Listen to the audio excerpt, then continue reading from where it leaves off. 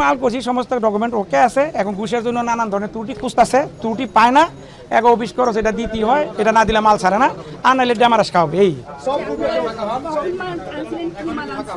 Plastic item এরপরে $6,400 $6,400 মাল আনছিলেন, এই প্লাস্টিক আইটেম।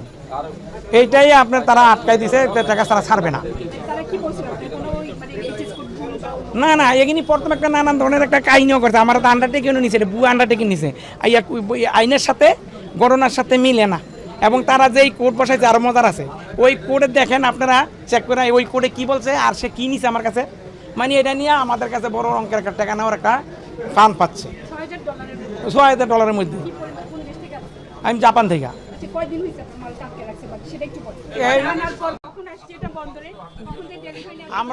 আমরা এখানে 7 তারিখে ডকুমেন্ট সাবমিট করছি, এই যে এই মাসে। তো 7 তারিখে আমাদের কাজটা হয়ে যাওয়ার কথা, নাহলে 7, 8 আর 2 দিন যাইতে পারে, আর 3 দিন যাবে। আজকে তো আপনার 16 তারিখ, এখন আমি ড্যামারেজ খাইতেছি প্রতিদিন। না না না, এই প্রসেসের একদিনে বেশি লাগে না, লাগলে লাগুক 3 দিনই লাগুক, 4 দিনই লাগুক। আবার এখানে কিন্তু ড্যামারেজ, আবার পড়তে মাল না ছাড়ালে এখন বর্তমানে নিয়ম হলো 4 গুণ। তো তাদের দোষের জন্য 4 গুণ কেন? তারা কি আমার কোনো চিঠি দিয়েছে যে আপনার এই ত্রুটি আছে? দেখাক তো দেখি।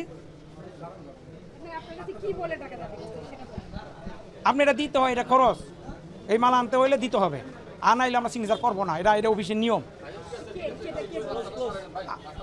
ওনার তো ওই যে রায়, কি রায় যে নাম, আমি তো রেগুলার ভিত্তিতে এখানে আসি না, কাউকে চিনিও না। হ্যাঁ, ওই আরো বড় না এরও বড় এটাও তো জানি না।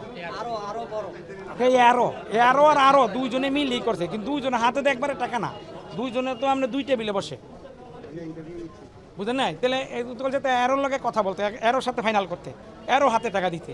এইটা এরো বলছে গতকালকে বলে গেছে, আমার লগে বলে নাই, এটা সিয়া নাম্বার লগে বলছে। তাহলে কথা বলছি কেন? আমি কইছি যে আমার মাল আটকাইতে পারেন, আমার মাল ছাড়েন, আর ত্রুটি থাকলে আমার লিখিত দেন।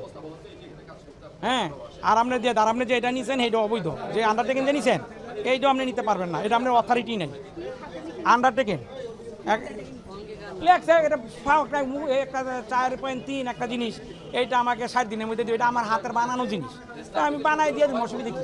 তো এইটাতে আমার দিতে কোনো কঠিন নেই, কিন্তু এই জিনিসটা চাবে কেন, নিবে কেন? বুঝলেন না, এটা তো তাদের কাজ না। আচ্ছা, আমির হোসেন নামে একজন ভুক্তভোগী, উনি আমাদের কাছে কমপ্লেন করে যে ফুলকান 7B শাখার সহকারী রাজস্ব আরও এবং অ্যাসিস্ট্যান্ট কমিশনার ওনাদের কাছে ঘুষ দাবি করে একটা ফাইল ছাড়ানোর বিষয়ে।